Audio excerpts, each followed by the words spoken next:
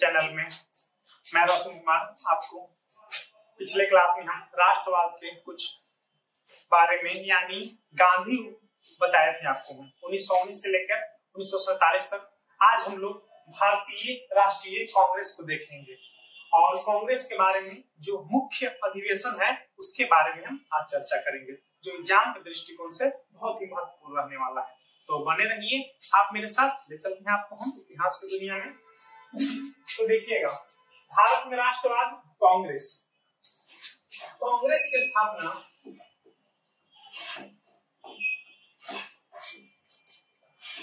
28 दिसंबर 1885 ईस्वी में बम्बई में हुआ था। बम्बई के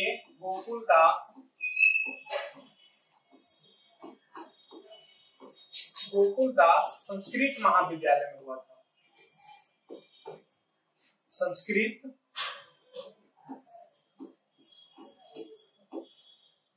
महाविद्यालय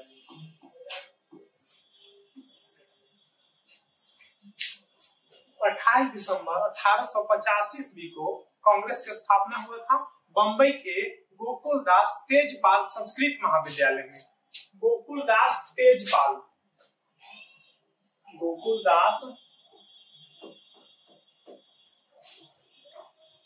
तेजपाल संस्कृत महाविद्यालय में कांग्रेस की स्थापना हुआ था। इसकी स्थापना ए.ओ. ह्यूम के द्वारा किया गया था। ए.ओ. ह्यूम के द्वारा।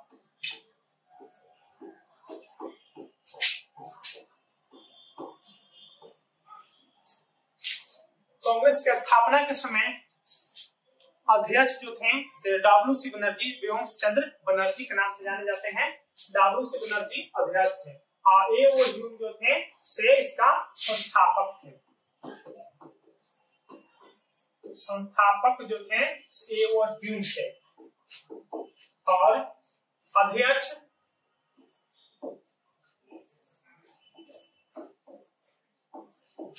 डब्ल्यू.सी. बनर्जी को बनाया गया था।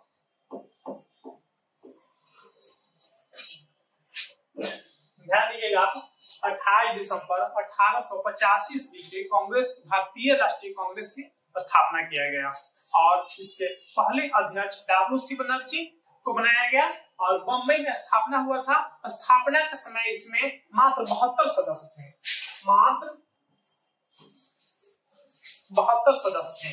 इसके वजह से जो लॉर्ड डफरिन है, क्योंकि 1885 लॉर्ड डफरिन उस समय के वायसराय थे हमारे भारत के। 1884 से लेकर 1888 तक उनका कार्यकाल था। लॉर्ड डफरिन ने कांग्रेस को आलोचना करते हुए कहा था कि कांग्रेस सूक्ष्मदर्शी अल्पसंख्यकों की संस्था है। कहे कि आप देख सकते हैं पहली बार इसमें कांग्रेस के स्थापना के समय 72 सदस्य थे, मात्र 72 सदस्य थे। उसके वजह से लॉर्ड डफरिन ने कहा था कि कांग्रेस एक सूक्ष्मदर्शी अल्पसंख्यकों की संस्था है। और जो लॉर्ड कर्जन है उन्होंने कहा था, जो बंगाल विभाजन के जनक हैं, उन्होंने कहा था लॉर्ड कर्जन ने कि कांग्रेस जो है ना, से कांग्रेस याद नहीं आ रहा है, कांग्रेस सूक्ष्मदर्शी अल्पसंख्यकों की संस्था है, यह लॉर्ड डफरिन ने कहा था। और लॉर्ड कर्जन ने कहा था कांग्रेस अपनी पतन की ओर जा रही है और मेरी दिली इच्छा है कि मैं इसे बैठकर देखूं। इस तरह की आलोचना किए थे लॉर्ड कर्जन ने। और जब अंततः देश आजाद हो गया, कांग्रेस अपने भूमिका में सफल हो गया, तो महात्मा गांधी अंततः बोले थे कि कांग्रेस का मुख्य उद्देश्य था कि देश को आजादी कराना। तो देश आजाद हो गया है कि इसे समाप्त कर दिया जाए। लेकिन उस समय कांग्रेस बहुत बड़ी पार्टी के रूप में उभर गया था, समझे, इसलिए महात्मा गांधी के बातों को खारिज कर दिया गया। ठीक, तो आज हम लोग इसके महत्वपूर्ण अधिवेशन देखेंगे। 1885 से लेकर 1947 तक हर साल इसका अधिवेशन हुआ। हर साल दिसंबर में इसका बैठक होता था, सम्मेलन होता था। लेकिन हम उसी अधिवेशन को देखेंगे जो एग्जाम के दृष्टिकोण से इंपॉर्टेंट हो, जो महत्वपूर्ण हो। ठीक, तो हम महत्वपूर्ण अधिवेशन को देखेंगे। अब ध्यान दीजिएगा, 28 दिसंबर 1885 डब्ल्यू.सी. बनर्जी अध्यक्ष थे। ए.ओ. ह्यूम के द्वारा स्थापना किया गया। इन्हें हार्मिट ऑफ शिमला के नाम से भी जाना जाता है। और 1885 में बम्बई में अधिवेशन हुआ 1886 में कलकत्ता में अधिवेशन हुआ।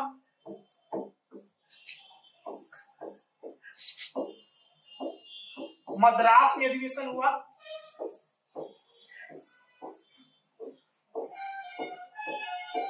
देखिएगा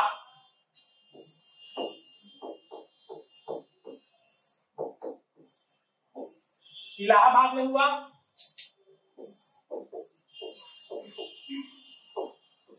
बम्बई में हुआ,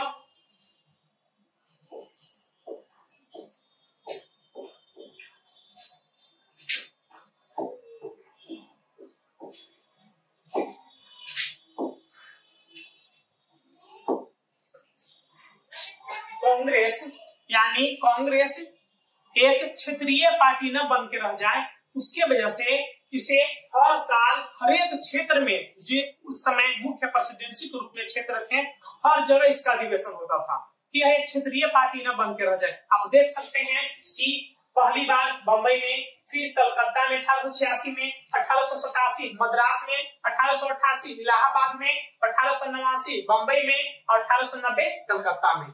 यह एक क्षेत्रीय पार्टी न बन के रह जाए, इसकी वजह से यह हर एक साल हर एक क्षेत्र में इसका अधिवेशन यानी बैठक और सम्मेलन होता था। ठीक, और इसमें देखिए यह एक धर्म के लोग या एक जाति का पार्टी न रहे, उसके वजह से इसमें हर धर्म के लोगों को अध्यक्ष बनाया गया। अब पहले देखिएगा डब्ल्यू.सी. बनर्जी 1885 में हिंदू थे। 1886 में देखिएगा दादा भाई नौरोजी,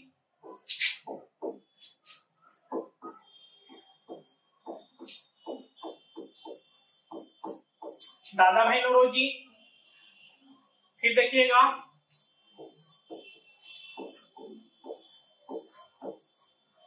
बदरुद्दीन तैयब जी, जॉर्जियल 1885 में डब्ल्यू.सी. बनर्जी को बनाया गया। 1886 में दादा भाई नौरोजी के बनाया गया। 1887 में बदरुद्दीन तैयब जी को बनाया गया और 1888 में जॉर्जियल को बनाया गया। यह एक क्षेत्रीय पार्टी न रह जाए, एक धर्म के पार्टी न रहे, ऐसा ना लोग कहे कि यह एक जाति का पार्टी है, एक धर्म के लोग मानने वाले इसमें अध्यक्ष बनते हैं। उसकी वजह से आप देख सकते हैं डब्ल्यू.सी. बनर्जी पहले हिंदू थे, दादा भाई नौरोजी पारसी थे और बदरुद्दीन तैयब जी प्रथम मुस्लिम अध्यक्ष थे जिन्होंने कांग्रेस की स्थापना किया, और जॉर्जियल प्रथम गैर भारतीय और ये अंग्रेज थे। ठीक, तो आपको इस तरह से क्लियर हो गया कहां कहां अधिवेशन हुआ, कौन कौन अध्यक्ष बने। दादा भाई नौरोजी के बारे में याद रखिएगा, इन्होंने पूरे अधिवेशन में 3 बार अध्यक्षता किया था कांग्रेस को। ठीक, एक 1886 में, एक फिर 1893 में और फिर 1906 में। इन्होंने दादा भाई नौरोजी कांग्रेस के पूरे कार्यकाल में मात्र 3 ही बार अध्यक्ष बने थे। ठीक, तो देखिएगा 1896 कलकत्ता में हुआ था।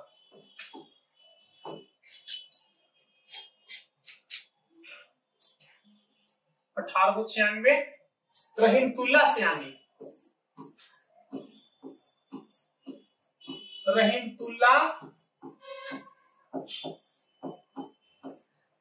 रहीमतुल्लाह सयानी को अध्यक्षता बनाया गया था।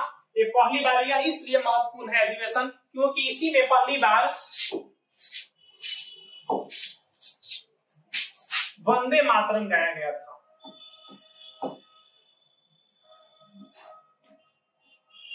वंदे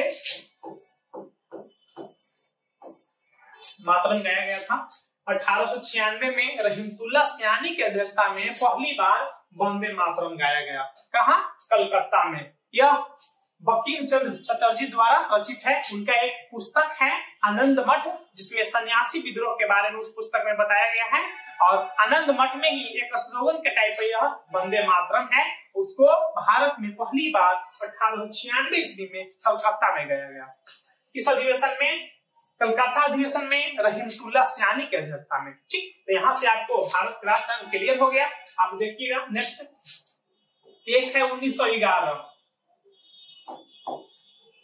ये भी कलकत्ता में हुआ था। पंडित बिशन नारायण धर, बिशन नारायण धर की अध्यक्षता में पहली बार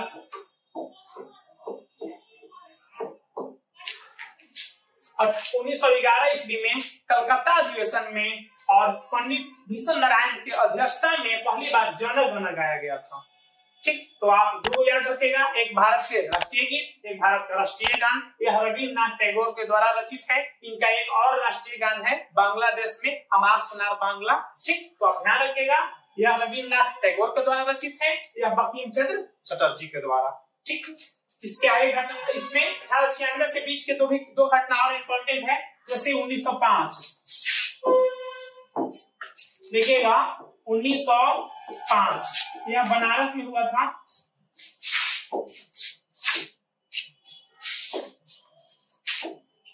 बनारस में हुआ था ये।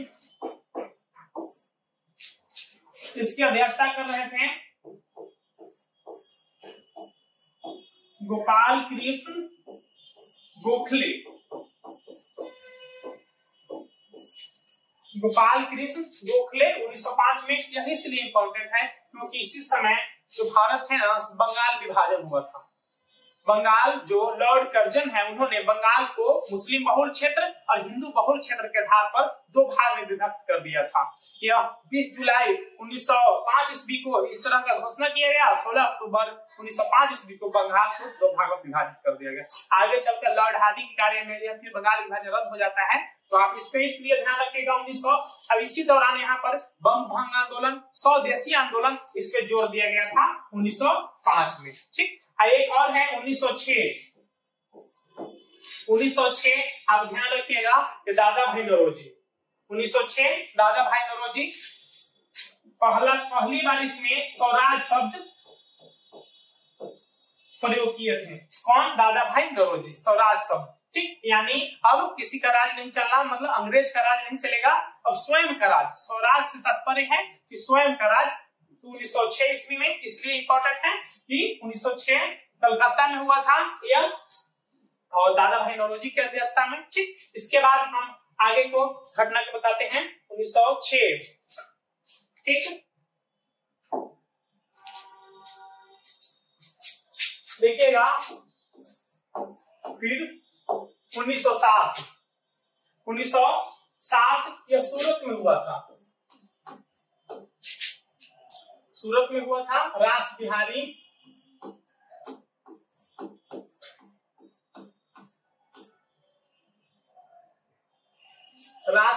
बोस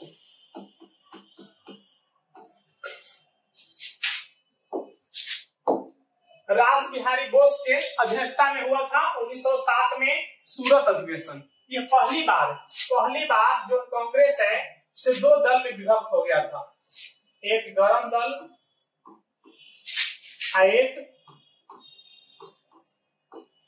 नरम दल, यानी कांग्रेस में पहली बार फूट पड़ा था 1907 में सूरत अधिवेशन में। ठीक, रास बिहारी बोस के अध्यक्षता में सूरत अधिवेशन 1907 में जो कांग्रेस है, भारतीय राष्ट्रीय कांग्रेस, वह दो दल में, यानी एक गरम दल एक नरम दल में विभक्त हो गई थी। तो आप याद रखिएगा। ठीक, 1907। इसके बाद हम देखते हैं 1911 पढ़ लिए। 1916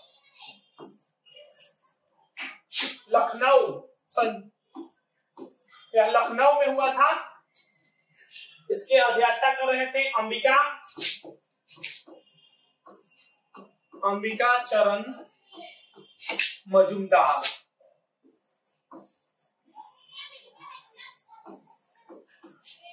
अंबिका चरण मजूमदार 1916 इसलिए महत्वपूर्ण है क्योंकि इसमें जो है ना से गरम दल, नरम दल और मुस्लिम लीग जो कुछ दिन से अलग चल रही थी कांग्रेस पार्टी से, वह सब एकजुट हो गया था। कांग्रेस लखनऊ अधिवेशन में और अंबिका चरण मजूमदार की अध्यक्षता में लखनऊ समझौता इसलिए महत्वपूर्ण है क्योंकि कांग्रेस जो गरम दल नरम दल में विभक्त हुआ था, जो मुस्लिम लीग अलग चल रहा था, सब एकजुट हो गए थे, मिल गए थे। और 1916 में ही याद रखिएगा एक लखनऊ समझौता, मतलब इसी से तात्पर्य है। और याद रखिएगा 1916 में ही जो हमारे बाल गंगाधर तिलक हैं और एनी बेसेंट महिला है, उन्होंने होम रूल घर का नीति लाया था 1916 ईस्वी में। ठीक, आगे देखेंगे 1917 यह कलकत्ता में हुआ था। कलकत्ता में। यह इसलिए इंपॉर्टेंट है क्योंकि पहली भारतीय राष्ट्रीय कांग्रेस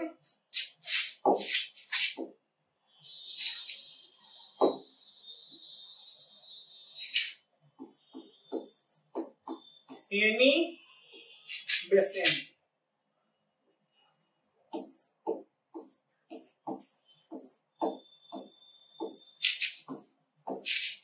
भारतीय राष्ट्रीय कांग्रेस के प्रथम महिला अध्यक्ष 1917 में बनी थी कलकत्ता अधिवेशन। इससे पहले भारतीय राष्ट्रीय कांग्रेस के अध्यक्षता में महिला भाग नहीं ली थी। पहली ऐसी महिला थी एनी बेसेंट, आयरलैंड के रहने वाली थी एनी बेसेंट, और इन्होंने भारतीय राष्ट्रीय कांग्रेस की स्थापना जिससे हुआ पहली महिला बनी। आपसे क्वेश्चन आए भारतीय राष्ट्रीय कांग्रेस के प्रथम महिला अध्यक्ष एनी बेसेंट, अगर क्वेश्चन आए अगर आपको कि भारतीय महिला राष्ट्रीय कांग्रेस के भारतीय महिला अध्यक्ष तो सरोजिनी नायडू, जो आपको हम क्लियर कराते हैं आगे देखिएगा।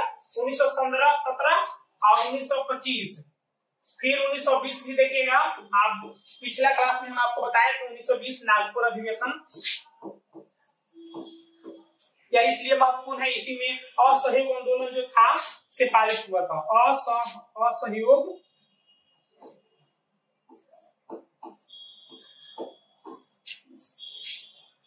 असहयोग आंदोलन पारित हुआ था।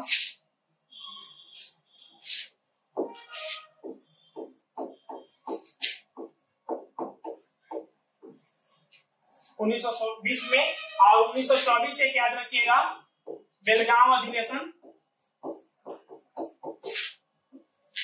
बेलगांव अधिवेशन जो बेलगांव है से कर्नाटक पड़ता है, इसमें महात्मा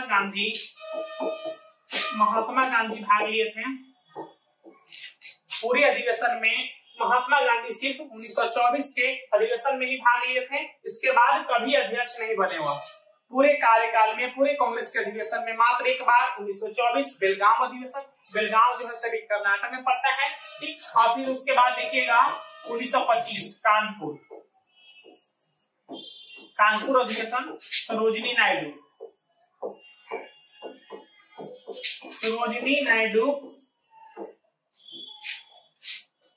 प्रथम भारतीय महिला अध्यक्ष। कांग्रेस में मात्र 3 ही महिलाएं अध्यक्ष बनी थी, जो प्रथम महिला एनी बेसेंट होगी, और उसके बाद प्रथम भारतीय महिला अध्यक्ष पूछे तो सरोजिनी नायडू, जिससे हम कानपुर अधिवेशन 1925 ईस्वी में यह भाग ली थी। और उसके बाद एक बहुत ही महत्वपूर्ण है 1929 का अधिवेशन, 1929 लाहौर अधिवेशन, पंडित जवाहरलाल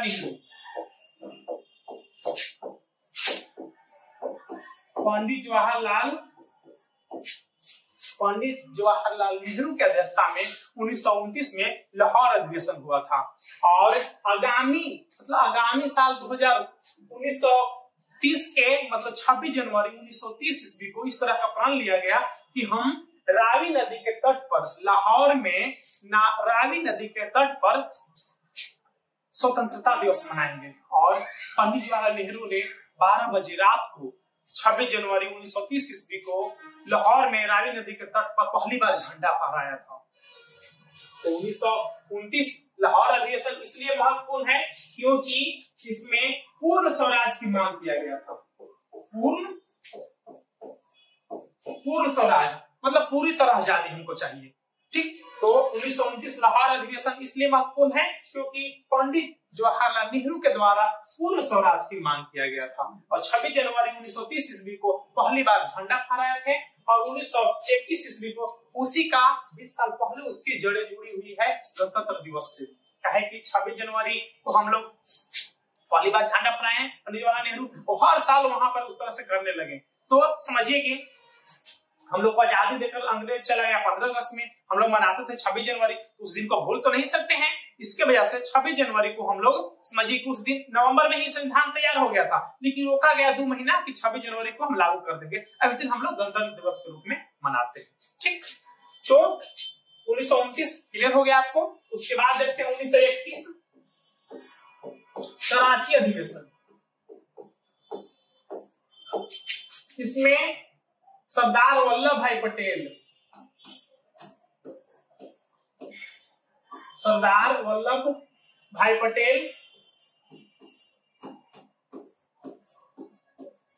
यह इसलिए महत्वपूर्ण है, इसमें मूल अधिकार की बात कहा गया था। मूल अधिकार,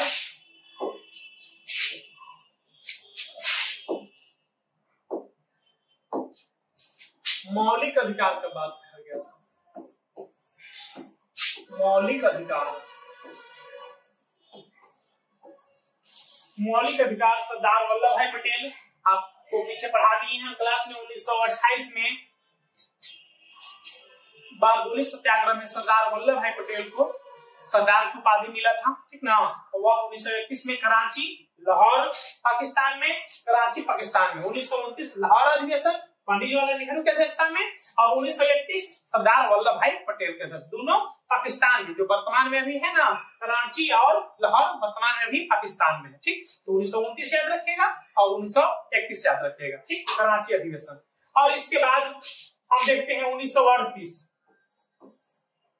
और 1939 हरिपुरा और तिरिपुरी दोनों के अध्यक्षता किए थे सुभाष चंद्र बोस। सुभाष चंद्र,